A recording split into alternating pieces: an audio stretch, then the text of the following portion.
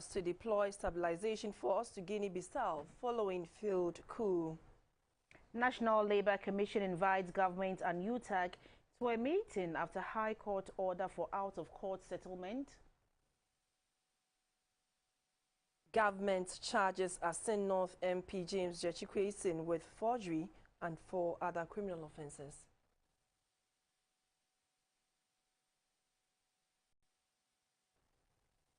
The riveting account of the journey of a retired High Court Judge, Justice James Benson, on My Story. And South Africa makes COVID vaccine using Moderna data.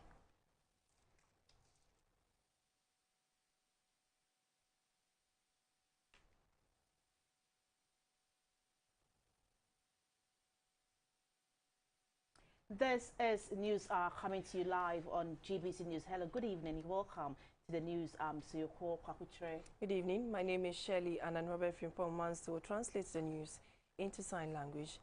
The National Labour Commission has invited government and the University Teachers Association of Ghana, UTAG, to a meeting over the ongoing strike by the teacher union on Monday, February 7, 2022. It follows a High Court order urging the NLC and UTAG to settle their impasse out of court. The two parties are expected to report to the court on Thursday, February 10.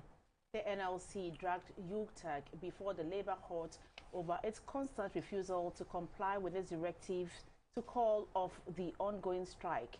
At the court hearing, counsel for the NLC, Madam Eva Amehie, prayed the court to allow her move 2 applications.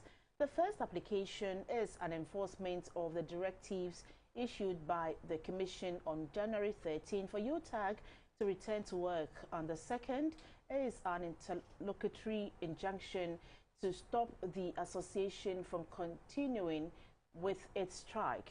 Presiding Judge Justice Frank Roxon Abodri, however, requested to meet the parties in chambers.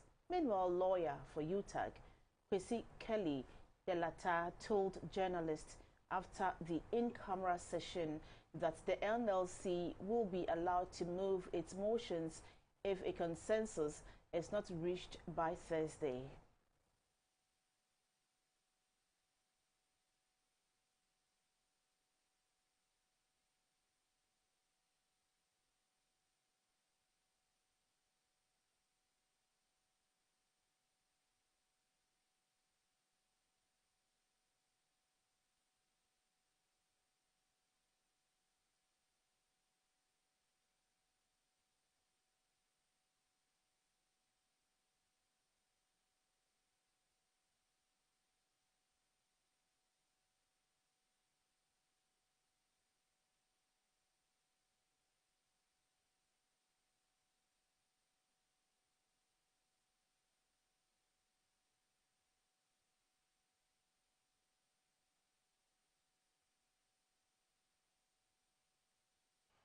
Stellar News Hour, the Office of the Attorney General has charged a Member of Parliament for Akyir North, Mr. James Jechikwesin, with criminal offences of deceit, forgery and others for misleading a public officer. The MP has been charged, among others, for deceiving the Ministry of Foreign Affairs by making a false statement that he did not have dual citizenship in order to acquire a Ghanaian passport. Mr. James Jechikwesin has also been charged with perjury for making a false statement at Asinfosu that he does not owe allegiance to any country other than Ghana. Again, the MP has been charged for making a false declaration for office when he knowingly said he does not owe allegiance to any country other than Ghana for the purpose of obtaining a public office as a Member of Parliament, a statement he knew to be material for obtaining that office. In all, he has been charged with 5 criminal offences. He is expected to appear before an Akyir High Court on Thursday morning to plead to the charges, but efforts by the police to serve him with a charge sheet have proved futile. The court has been informed that counsel for the accused was called on phone about the charges and a message was sent to the MP himself, but the police were unable to serve him. The court has therefore ordered that the charge sheet be served on him. The case has been adjourned to February 9, 2022.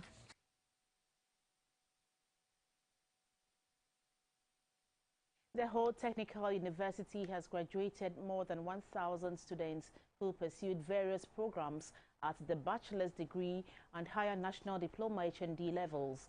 The Vice-Chancellor of the University, Professor Ben Honyanuga, appealed to the Minister for Education to engage technical universities in the country and its one-year pre-engineering course initiative for non-science graduates of senior high schools. He asserted that technical universities can produce competent engineers to drive the country's industrialization agenda. The 22nd congregation of the whole technical university was held in 2 batches under strict adherence to COVID-19 safety precautions. In all, 1,041 students graduated with Bachelor of Technology degrees and higher national diplomas after pursuing various programs in the university. The Vice-Chancellor of Whole Technical University, Professor Ben Honyanuga, commended the Minister for Education, Dr. Yao Osei Educhum, for introducing the one-year pre-engineering course for SHS graduates to offer engineering programs in universities as a strategy to promote the study of science, technology, engineering, and mathematics, STEM. He said technical universities such as the one in Ho are best placed to nurture quality human resources in the technical and vocational fields, which Ghana needs to push industrialization for socio-economic development. Although this initiative is already being piloted in some selected universities, it is no secret that the technical universities are best placed to train, nurture, and the needed human resource in the technical and vocational related area that Ghana needs to trigger industrialization and the needed socio-economic development. I therefore wish to appeal to the Minister of Education and our regulator to extend similar opportunities to all technical universities in Ghana, since we have the capacity and resources to produce the much-needed engineers and to ultimately bridge the gap in the supply chain of engineers in the country. The Chief Executive of Card Manufacturing, Ms. Linda Ampa, who was a guest speaker, urged the graduates to adapt to the changing trends in science and technology to help in the country's industrialization agenda. She also encouraged them to constantly upgrade their skills to reach their full potential and to be relevant on the job market. You are the ones who are going to take Ghana from where we are to the next level. It also means that you have to keep upgrading yourselves. For those in the manufacturing sector, and a lot of you in the technical field, technology changes every 6 months. So you have to keep upgrading yourselves to make you relevant. Otherwise, there are others who are coming up and they will bypass you. And you begin to wonder why somebody got the promotion and you didn't. The chairman of the Whole Technical University's Governing Council, Professor Emmanuel James Flolu, advised the graduates to utilize the quality training they had acquired at the university to set up their own businesses. 36 special awards from various institutions and individuals were presented to students who distinguished themselves in their various fields of study. Jonathan Akoto emerged the HTU's 22nd congregation valedictorian. I am confident on behalf of Council that the quality of education you have received at this university has prepared you adequately for the job market and will at the same time make you employers, not only employees, but employers.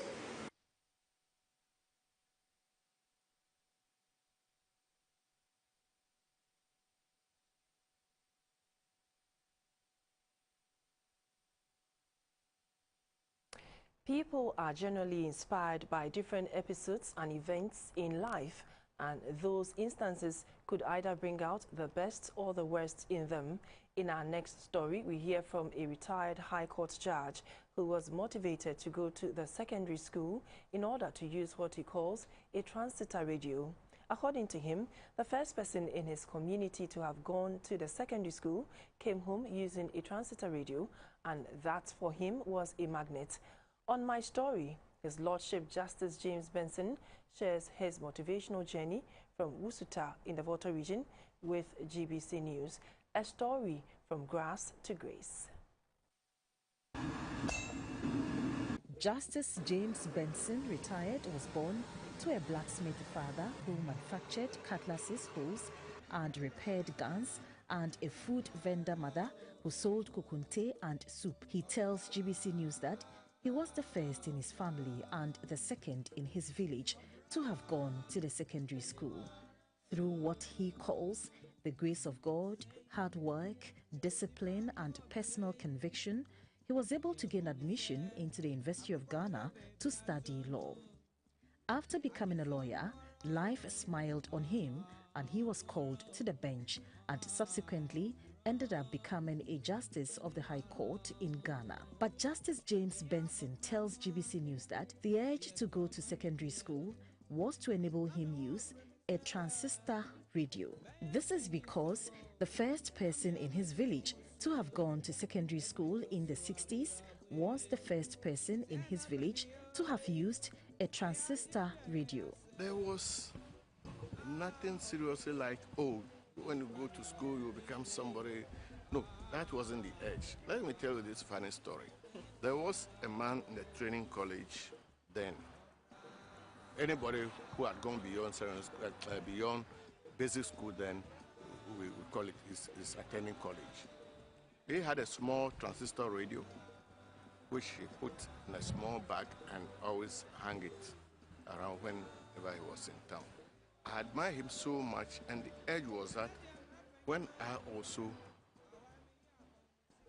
went to secondary school, I always I'll get small transistor radio, which I admire that thing so much. Justice James Benson, retired, tells GBC News that for the first Wusuta boy in the community in the Volta region to have made it to the top came with a lot of determination and sacrifices. One day, the whole day, I couldn't get any food to eat. So I decided that, why should I continue suffering? I better go home. The aim was that I should go and farm, join some of my cousins who were then at farm plains doing farming. But on a second thought, I said, would that solve the problem? At least you are here reading law. We were called to the bar on Friday. The following Saturday, we were to have the call dinner, 400 cedis, all cedis per head, because I couldn't get the money. I couldn't attend the call dinner. And to be honest with you, during my schooling, tertiary education, I couldn't attend any university function. I couldn't go for matriculation. I couldn't go for graduation because I did not have any presentable dress to wear. But some of those challenging moments were going to fortify him in his future life. He recounts how he narrowly escaped entrapment of investigators of one of the major exposés of the investigative reporter Anas Aremiyawanas on the judiciary in 2015. I believe I was also set up, but I didn't get into the trap. What happened was that I closed from court about 2 o'clock. Then a lawyer told me that somebody was looking for me. Who is that person? So the man behind me. I said, oh, gentleman, what's the problem? I said, I want to see you. Do you have a case before me? I said, no. Any of your relations? I said, no. I said, okay, can we go to my office? Yeah. When we got to the office, he mentioned a police officer's name, and that name sounded quite familiar to me. He said he sent him, so he would like to call him for me to talk to him. So he called him on his phone, and I got a phone. He mentioned his name. It's the superintendent, so and so, and that the man before me is his cousin. The son was involved in some stealing case. He was convicted by the circuit court. We learned the appeal has come to you for hearing. So he would like to see you. I said, then I turned to the man. But I asked William whether you had a case before me. He said no. In the meantime, he has introduced himself as Reverend Pastor so and so. He said, I asked you this question. He said, I had nobody, no case before me, not even a relation. Now it turned out that your son was involved in a stealing case. He was convicted, and the appeal is before me. I don't entertain people who have cases before me. So we will leave my office. Then he put his hand in his breast coat, pull out money. That was 1,000 CD, 10 CD notes, 1,000, 1 bundle. Say, oh, something small for you for petrol. I said, hey, you call yourself a pastor. You are coming to give me money to influence me to handle your son's case. It will be a very good news for the news, newspaper companies, and to be very interesting to read a Reverend Minister bribing a judge. His Lordship Justice Benson is retired from the bench, and he tells GBC News he lives a life of fulfillment, being surrounded by family. He had a word of advice for this youth. No job or profession in this world, how do you call it, trade in this world, so far as you are earning your living from it, don't feel shy about it. Yes, there was some time past, even my first year in the university, early in the morning, I'll help my mother prepare the kokonte. We'll stay in the night up to about 11. I'll stay with her to prepare the soup. And then my other siblings were very small, prepare the soup. Then in the morning, about 3, 4 a.m., I'll help her to prepare the kokonte. Then about 6, 6:30, we'll enter the town. I'll carry the bowl of kokonte. She will carry the soup. We'll go around to sell. By 8, 8:30, I'll join my father in the workshop together with my junior brother to work. That was how life had been for me during my teenage days. His Lordship Justice Benson thanked some individuals and personalities he came across in life who helped him rise to the upper echelons of his profession and achieve the ultimate. Definitely a narrative of inspiration by retired Justice James Benson to spur us on to achieve and live our dreams. Reporting for GBC News, Gifty Ajay, Accra. The second extraordinary summit on Burkina Faso by ECOWAS heads of state has ended in Accra with a call on the military leaders in Burkina Faso to present a timetable to return the country to constitutional rule. Also, the immediate release of the former President Christian Kabore was prominent in the communique. Our correspondent Edward Nyaku reports that a stabilization force will soon be deployed to Guinea-Bissau to maintain peace and order in that country where a coup had been foiled. The wind of democracy swept through the continent of Africa, with West Africa bidding farewell to military interference in politics in the 1990s. However, since August 2020, coup d'etats are becoming contagious in the ECOWAS bloc. Mali, Guinea, and Burkina Faso have found themselves on the radar of coup makers. Guinea-Bissau nearly got swept away by the tide of coup d'etat, but thanks to the swift response by the forces loyal to incumbent President Umaru Sissoco Embalo, this development culminated in the second ECOWAS Extraordinary Summit of Heads of State on Burkina Faso in Accra. Presenting the communique, the President of the ECOWAS Commission, Jean-Claude Kessebro, said the leaders were gravely concerned about a string of coup d'etats being witnessed in the region. The head of state looked and took several decisions. The first decision that they took was to still decide to maintain the suspension of Burkina Faso from all ECOWAS institutions, to reaffirm the condemnation of this coup d'etat, and they also requested the immediate release of President Roch-Marc Christian Kabore. On Mali and Guinea, he said the authorities call for new timetables to return these countries to the path of democracy. On Mali, the head of state they regretted that so far they have not received yet a timetable that is acceptable. As you recall, there was a timetable that was provided on January 8, 2022, but the head of state decided this timetable was not acceptable for the election. So they were expecting a new one, and so far they have not received it. So what they have decided is to really invite the transition authority in Mali to provide a new timetable that will be acceptable to ECOWAS. Guinea-Bissau was high on the agenda, with ECOWAS leaders pledging to deploy troops to the country. All the people of Guinea-Bissau. In fact, the authority decided really to send a stabilization force in Bissau to help in maintaining the stabilization of the country. So this is something that we will do very, very rapidly to ensure that those type of attempt of a takeover by the military by force really is not really accepted. After the Accra summit, the ECOWAS leaders will proceed to Addis Ababa, Ethiopia, for the first AU summit in 2022. The coup d'etat recorded in ECOWAS sub-region will likely dominate the discussions at the AU. Edward Nyakum, reporting for GBC News. Meanwhile, a senior mediation advisor to the United Nations has implored the political class in West Africa to deliver on their promises to citizens to help engender confidence in democratic governance in the sub-region.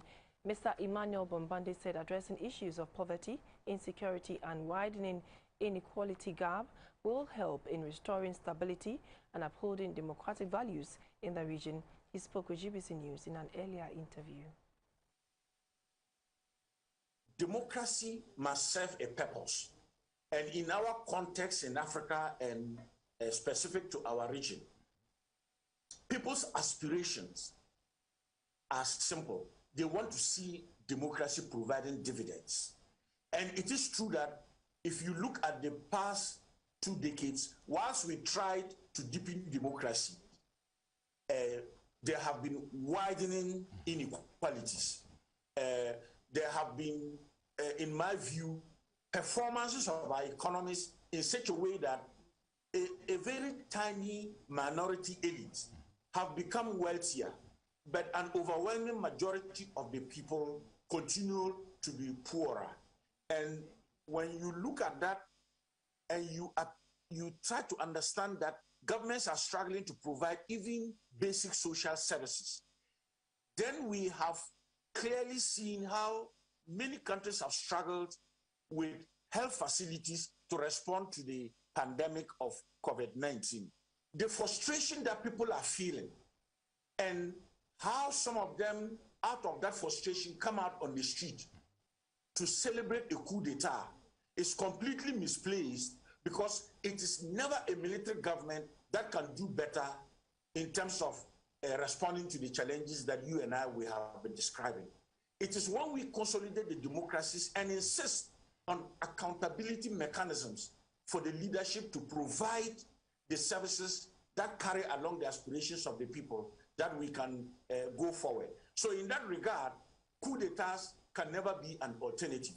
And that is why today, the ECOWAS leaders must strengthen their resolve and keep the focus and make it very clear that the community of West African states have a zero tolerance for coup d'etats and unconstitutional overthrow of governments, and no military leader will be accepted legitimately to be part of the West African community of leaders, and now work to accompany them to bring back constitutional order.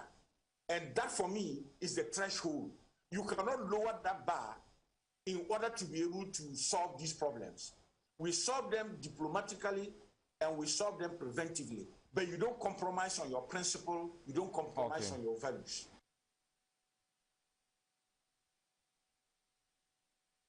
Ghana will use her position at the UN Security Council to push for support to address the resurgence of coup d'etats in the ECOWAS bloc. Ghana's Foreign Minister, Madam Shirley Ayokobotwe, said the challenges of insecurity and economic hardships in these countries caught in the web of coup d'etats need a holistic response from the international community. The situation in the Sahel has to be looked at, not just from the fighting the terrorists, but also the humanitarian crisis that is occurring.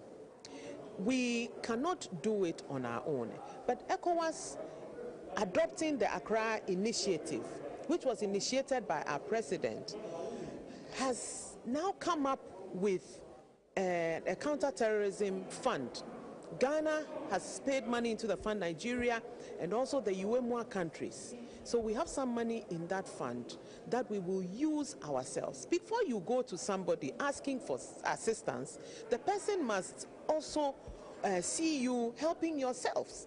So that is what has been done. Now we are approaching the UN, the Security Council. We are the Security Council. Ghana is there with Gabon and Kenya. What we are asking is that where international partners work only with countries on a bilateral basis, now look at working with regional bodies, and that's the Chapter 8, where you are mandated as a regional body to ensure peace and security. So now from Chapter 7 of the UN Charter, look at, move to Chapter 8, where you empower bodies like ECOWAS to deal with this menace, because ECOWAS has shown their capability, because we are now even looking at the ECOWAS force that will now go on that offensive, but we need the resources to be able to. Still in news, the majority in Parliament has denied claims that government is using rough tactics to reduce the number of NDC MPs in Parliament in order to pass a controversial e-levy bill. At a news briefing on Thursday, February 3, the minority leader Haruna Idrisu said the legal suits against NDC MP for Akyir North, Mr. James Jeshikwesen, are ploys to reduce their number in the House. According to him, the Attorney General and the police are conniving with private individuals to execute the plan. However, in a sharp rebuttal, NPP MP for Ibuakwa South, Mr. Samuel Atashia, says the allegations are unfounded. The Nana Addo Dankwa government has now resorted to very crude and, for all intents and purposes, democratically shameful, disgraceful tactics to attempt to reduce, by all means possible, necessary, including foul,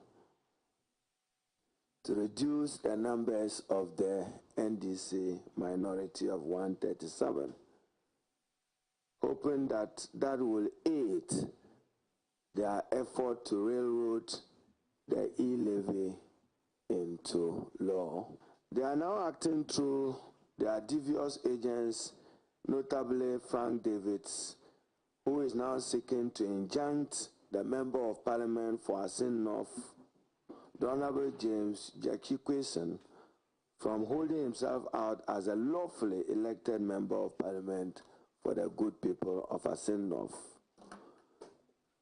This latest act of desperation, we believe, has the tacit endorsement of the Attorney General and Minister for Justice. It is preposterous to suggest that insofar as there is a bill to be passed in Parliament, the criminal laws in this country should be suspended. I mean, that is the absurdity of what anybody wants to urge upon this country. If a man commits an offense, as to whether or not there's a bill, the law should take its course. So why do you want to say that by the coincidence of the event is a clever orchestration on the part of the government to try and reduce the numbers of NDC? I don't accept that as a good position. If people cannot go to court to secure advantages and get reliefs, then what are the calls for? So let's leave the calls to determine whether the application before the Supreme Court is an abuse of the process, as they say.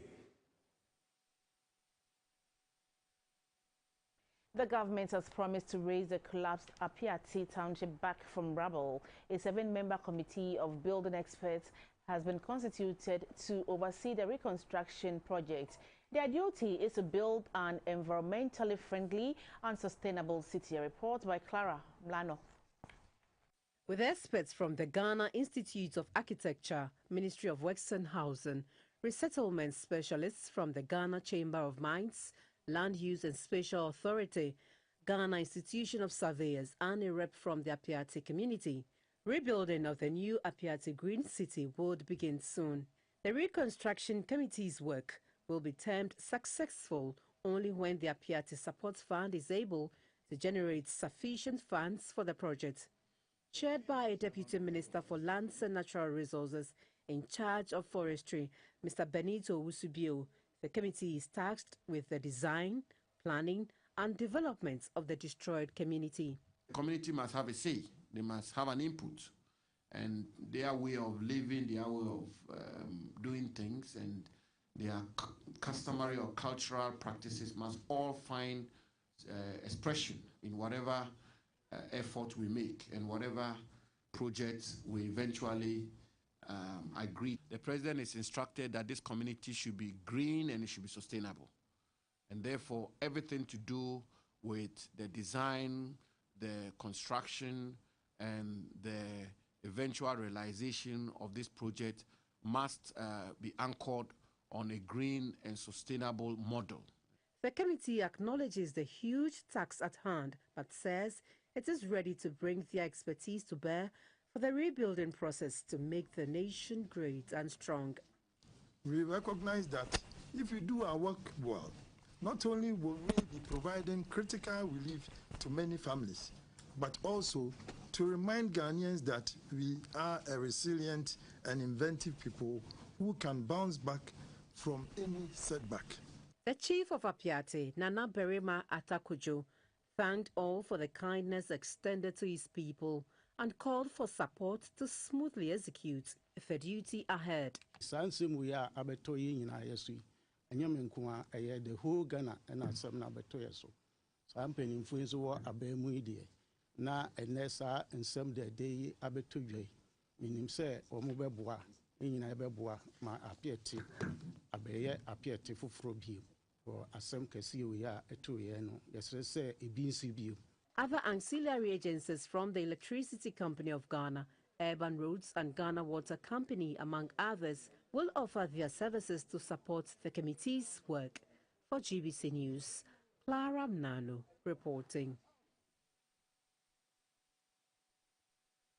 We have more news coming up in this package of news. Please stay with us.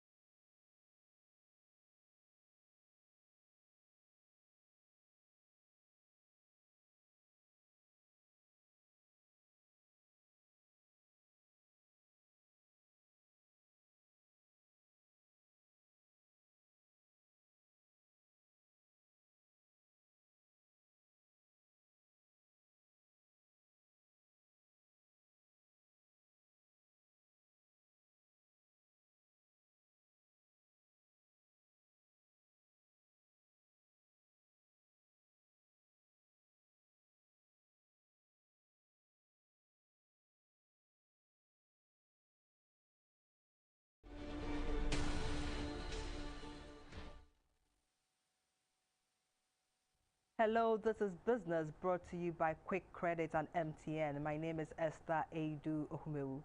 An ecosystem-based strategy for long-term prevention of pests and their damage to rice cultivation is being piloted in some rice-producing districts in the Ashanti region. The integrated pest and disease management entails the use of resistant varieties to boost rice yields.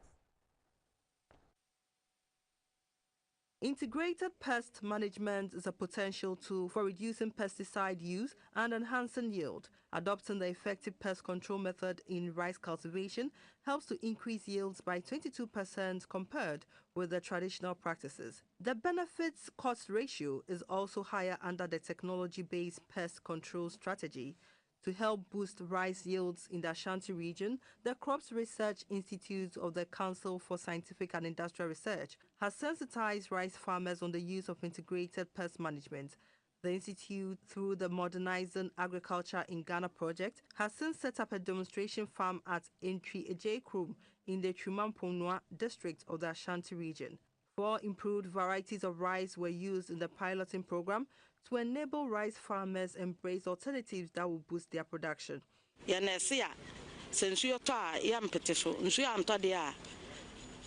days say ya water nsuo kopim say be fifi Greek adwuma de maka say be mfie miensa adi koni ana me de me ho dom na me dom ye no so me ho say aboa me pa.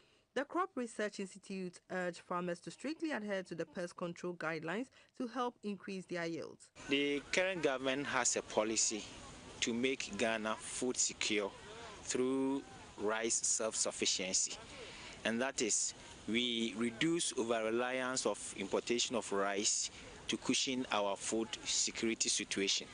The Ministry of Food and Agriculture admitted that the lack of access to credit for farmers has undermined the growth of smallholder farmers, but pledged government's commitment to addressing the financing challenge. Formerly, farmers were cultivating, they were getting 2.5 tons per hectare. But now, with this intervention, after the calculation, you could see that we've gone to 4.5 tons, almost double. Farmers, as we speak, most of them are taking agriculture as business. So when you enter into business, your prime aim is to get profit. The project is seeking to boost local production of rice to complement government's efforts to reducing the huge rice importation bill. An estimated 950,000 metric tons of rice were imported into Ghana in 2020 at a cost of over $1.5 billion. In the month of January, 7 equities registered price changes on the Ghana Stock Exchange. There were 2 gainers and 5 laggards. In an interview on Market Avenue, a research analyst at CDA Securities, Mr. James Affle, said prices of the equities for February were expected to stabilize as per the bid and offer dynamics at present. Interestingly, if you go to the capital markets, the coupon rate for most of the instruments with a shorter maturity period are also high, even if you compare to that of 10 and 15 years. 2-year note is around 20%, 3-year bond is somehow around 21%, where we are having 7-year bond trading at 19.something%. I think excessive borrowing from the domestic economy is also contributing to this. The government is targeting short-term funds, and that has actually accumulated into this, where we have short-term instruments having a higher interest rate than most of the long-term instruments. The bid and offer dynamic that we have currently, in a worst-case scenario, prices are expected to be stabilized in a few days to come. But we don't expect massive changes in prices. Few equities will be recorded changes, and marginally, I think the prices will be. We will take the forex and commodity figures for the day.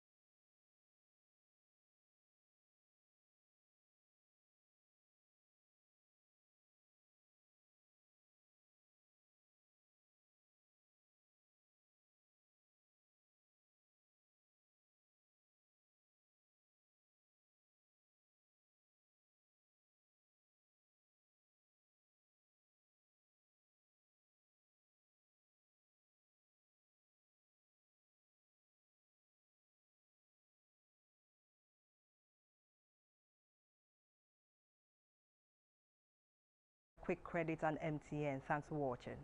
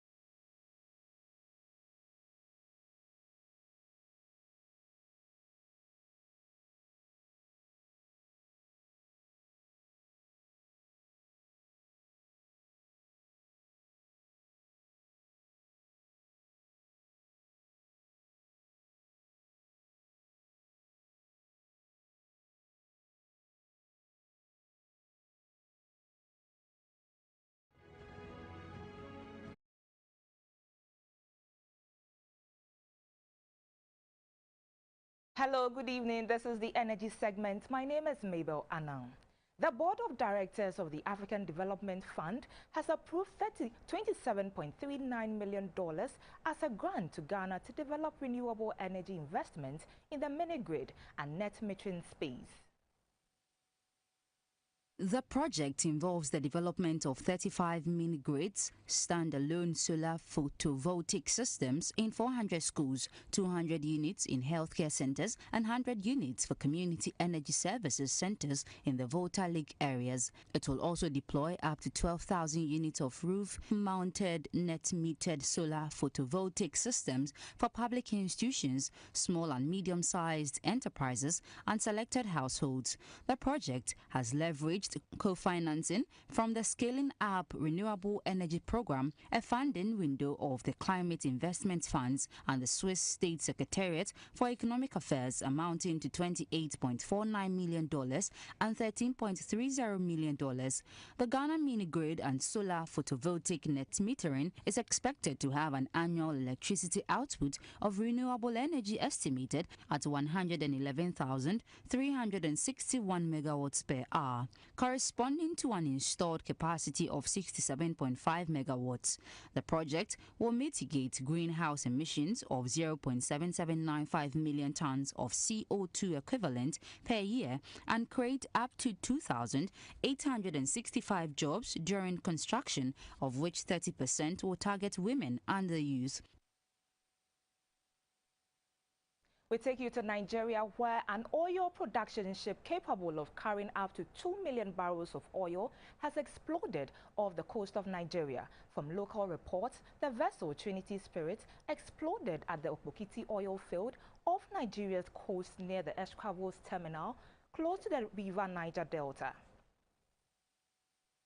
Dramatic footage shared on social media shows the vessel on fire with huge billows of smoke rising into the air. At a point, it is clear that the vessel is sinking. Some local media portals are reporting that about 10 people are feared dead. The vessel is an FPSO, a floating production, storage and offloading unit, which is owned by Shaba Exploration and Production Company. These types of ships are used by the offshore oil and gas industry to produce and process and store store oil and serve a similar function to larger oil rigs. One industry source active in Nigeria's oil sector told the media that the vessel had about 50,000 barrels in storage but was not pumping crude when it exploded. Investigations are underway to establish the cause of the explosion, while attempts to contain the situation are being made with help from local communities and Chevron, which has a facility nearby. According to the UK-based ECOWAS risk group, the Trinity Spirit was built in 1976. It is not yet clear how much will be spilled by the Trinity Spirit. Commentators have warned Nigeria is now facing its second environmental disaster in 3 months after a huge oil spill from a disused cab wellhead released 20,000 barrels of oil a day for a month into the waterways of Nembi in Nigeria's Bayelsa State. Ghana's overall hydrothermal and solar generation was 63.8855 gigawatt hours in the last 24 hours. Benin, Togo and Burkina Faso received 5.8737 gigawatt hours of power from Ghana in the last 24 hours. Here are some more details. For hydro energy generated in the past 24 hours, Akosombo recorded 15.9450 gigawatt hours, Bon 2.670 gigawatt hours, and Bui 2.0058 gigawatt hours. Here is what functional thermal power producers contributed to the generation mix within the period. The 3 hydro power plants produced 20.5578 gigawatt hours. Operational thermal power plants contributed 42.9966 gigawatt hours, and total solar generation was 0.3311 gigawatt hours. Total power generation was 63.8855 gigawatt hours in the last 24 hours. For hydrology, the water level in the Akosombo Lake was 81.467 meters below the maximum level of 84.73 meters, while the level in the Bui Dam was 176.220 meters below the maximum elevation of 183 meters in the last 24 hours. This brings us to the end of the energy segment. My name is Mabel Anang.